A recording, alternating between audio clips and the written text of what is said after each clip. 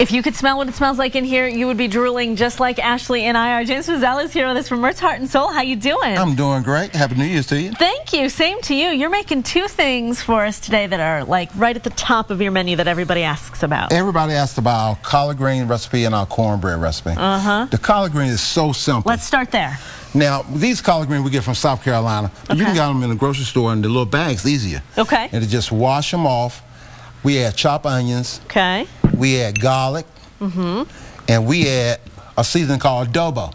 So Latino seasoning, and it's very good on everything. The garlic, I noticed you use like a powdered granulated garlic. I only use granulated. It gives a better flavor than a powdered garlic. Okay. You can use fresh too. Okay. We use olive oil.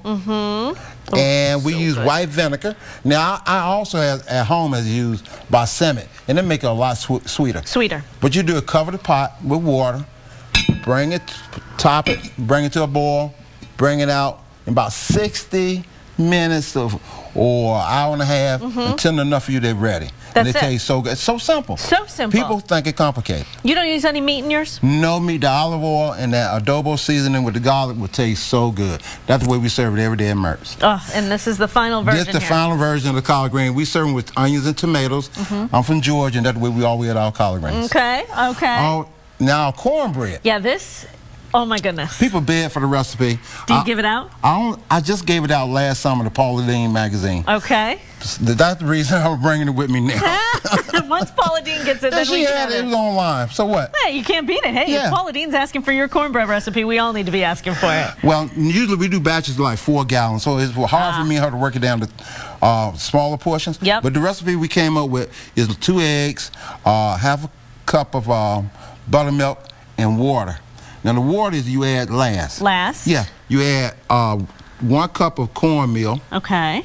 Just about 1 cup. You're eyeballing it. That's good. Yes, I am. You've done this a couple of times. Flour is going to be 2 cups. 2 cups. 1 cup of cornmeal, 2 cups of flour. How come people say it tastes like cake? Yeah. Ooh, yum. A little sugar. Now this is your own personal taste. Okay. Some people like it sweeter. Some people don't like it as sweet, right?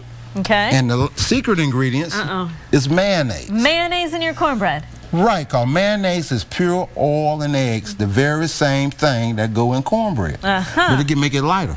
Okay. You add that to it. Now Not you mix. Too much either. That's good. No, you didn't need all that mayonnaise.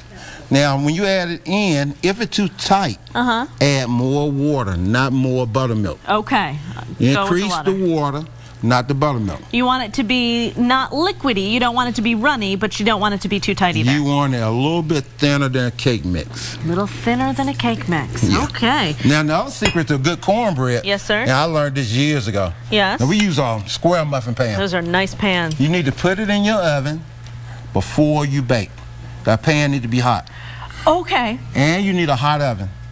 At the restaurant, we cook it like 375, 385, but we have a convection oven. Okay. You're going to adjust it by your ovens. They're different. Hot pan, hot oven. Hot oven. Maybe 400 degrees. The recipe we got online say 400 degrees. How long do I bake it for? You're going to bake it for about 20 minutes. Okay. And when they come out, they're going to look just like this. Look how gorgeous they are. Ashley, come on in. It smells so good. Oh, my goodness. It does. You and I can share one. All right. Now, I also brought some honey butter that we make at the restaurant.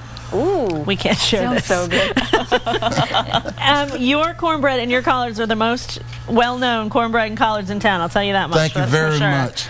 All right, Ashley, final look at the forecast, and then you can eat. Sounds good. 52 coming up this afternoon. We will see lots of sunshine. Now, as we move you toward the weekend, we warm things up a little bit, even though we are seeing more of that cloud cover starting to work its way on in. 56 by Sunday, and that's not even the warmest temperature we're going to be seeing this week. We've got another system moving on through Wednesday into Thursday, and that'll actually help warm us up. We're going to see 60s back in the forecast next Thursday. So before you know it, starting to feel a little less wintry out there. But in theory, next week is supposed to be the coldest week we see of the year. Then after that, statistically, we start warming up. All right. James, thanks for coming in. Thanks for sharing the secret cornbread recipe. I hope everybody got it down. You know, they're still going to come to you. They're still going to come to you to get yours. I know that much. Thanks for joining us today. News all day long on WBTV.com and First at 4. See you, Len.